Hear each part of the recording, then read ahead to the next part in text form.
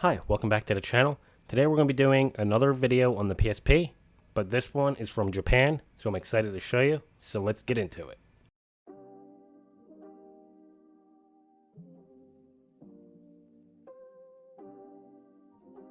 So you can see right here, if you guys watched my last video, this is the PSP 1001, and I went into detail why I believe this is the most important handheld period, not just for gaming. So do check out that video if you are interested. It will be my last few videos. I will leave a link down below, but let's get into it.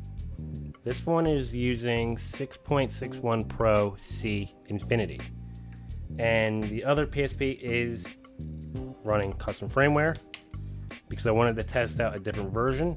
So right here we got the PSP, and I did pay 6,050 yen, which is $41. It totaled me $57 to get it to America.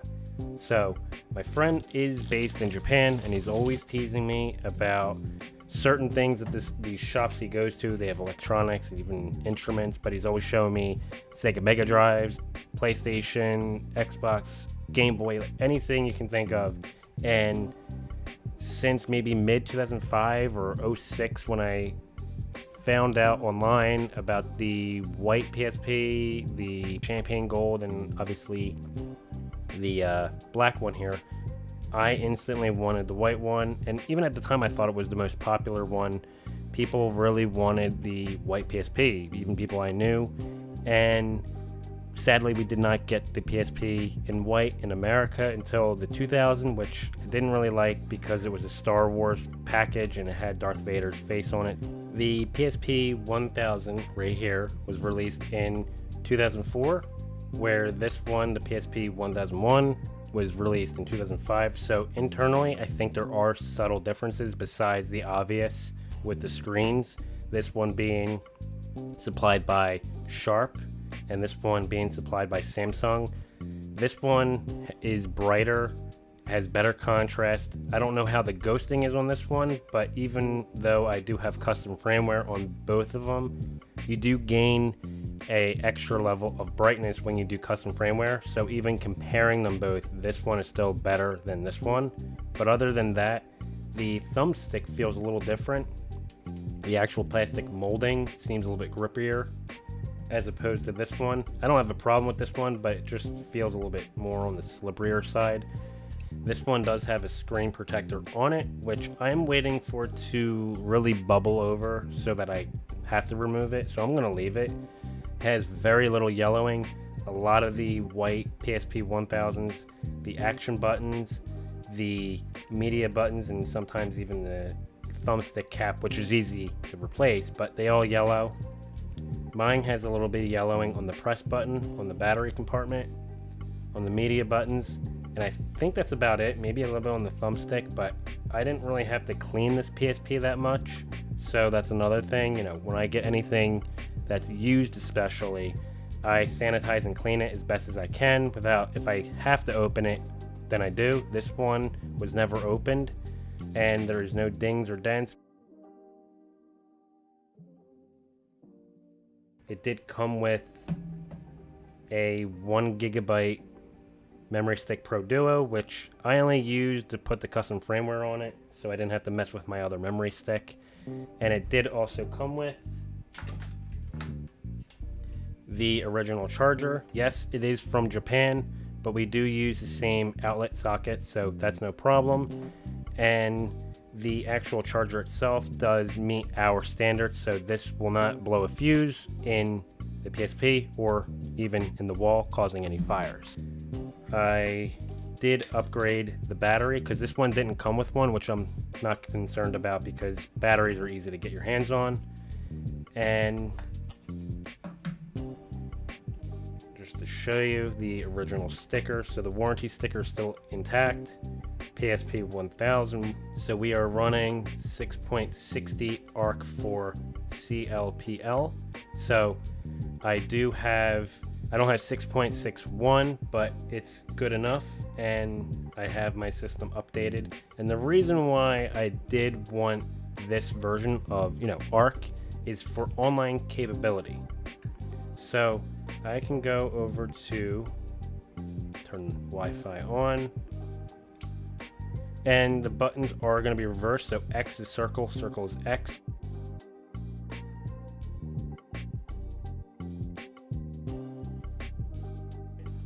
So you can see right there, internet, connecting.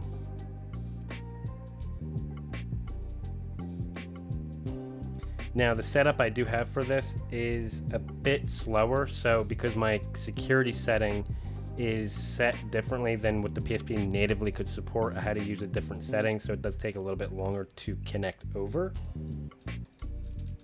But other than that, if I wanted to do online gaming, if people had custom DNS servers, I can do it on this one. And you can see Google Works, it is pretty limited. This page didn't load all the way. But this is what I did back then. I would grab pictures. I think, like, for example, let's see, this one probably is a higher resolution. Yeah, see, this one actually does say it's 1200 by 589. Sadly, RSS does not work. Radio does not work. Remote play, I haven't set up yet, and I've never used that. But the cool thing about it is, like, the store. So, I mean, it is a Japanese unit. Everything is going to be in Japanese, but if I do go to the PlayStation Store, I do have it set up to English, so there you go. Please wait. So this is going to be a bare store. I don't know if I do sign in with my account settings if it will do anything, but right now it is pretty bare. But if you do, for example, like say GTA, just to make this quick, you do get certain things that pop up. So you can see right here, trailers, but still nonetheless does work. This is my favorite version of the PlayStation Store because I would come in here, redeem code, view downloads, go to cart, and it was really cool. So like I can't do it, it's gonna want me to sign in, but you would see your download list, and it was just really neat. This was a really cool version. I think it was a web-based. I think that's why it was quicker as well, where the PlayStation Store is now an app, even on the PS3. If you do have Pro C, I do want to mention, so this one is Pro C. Go to this menu right here, Advanced VSH, and then go all the way down here to import classic plugins. That's what I pressed, and then my themes and everything worked out. If you go to extras, you have custom firmware settings, plugins manager, custom launcher, the comics, which does not work unless you have comics. Then this actually still works if you do have the GPS adapter.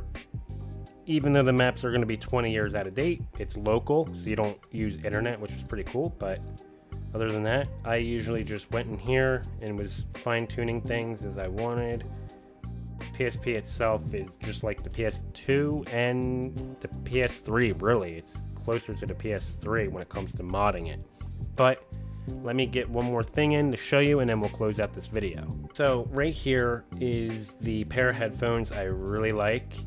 I always bought cost headphones. I find that their stuff from their low end to their more expensive stuff is really good. Cost is a classic brand.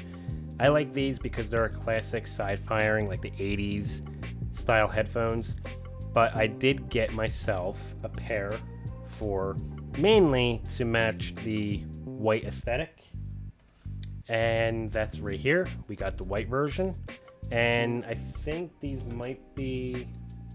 Nope, they are identical with the specs, so there's no difference. It's just a difference in color.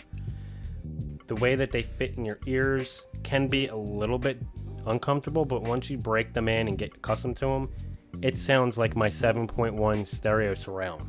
Mainly because of the PSPs have an EQ setting built in. Music note here, you press it when you have headphones in. So I wanted to take advantage of what the PSP originally, when I had it, had the white earbuds and the remote.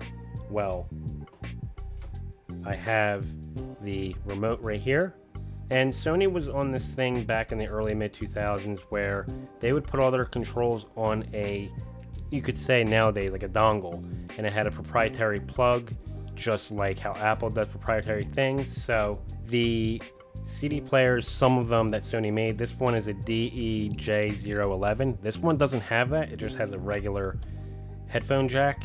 All these media buttons, including the screen, would be on here, and you would plug it in, and then you would plug your headphones in.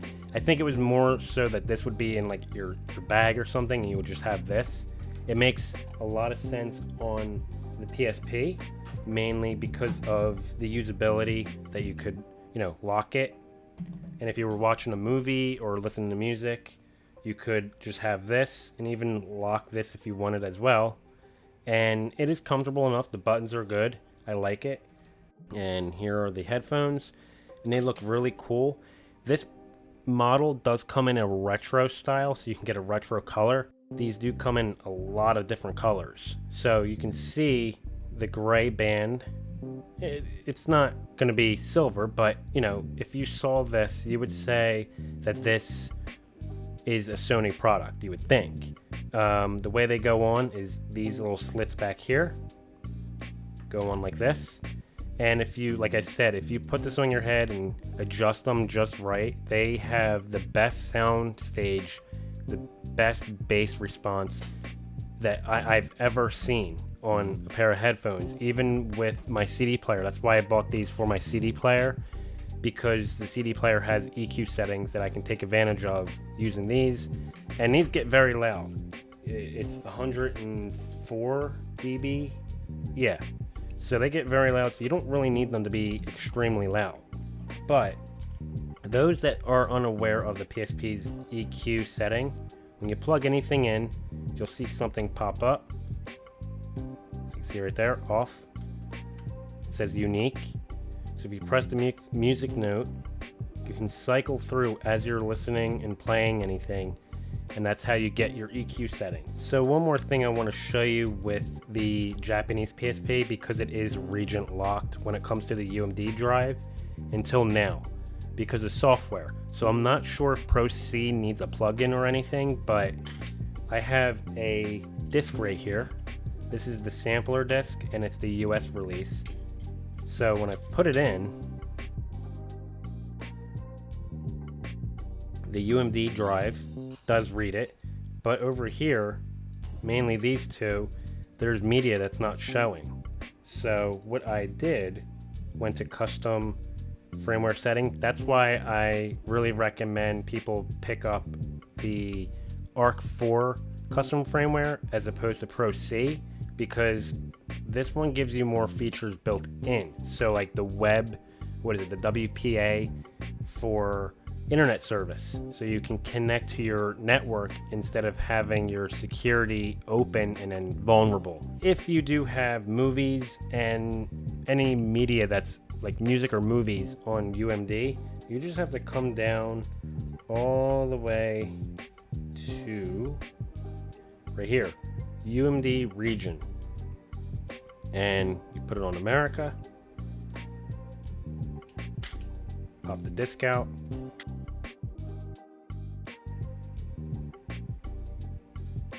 and now the disc will register as, you got game, video, and music.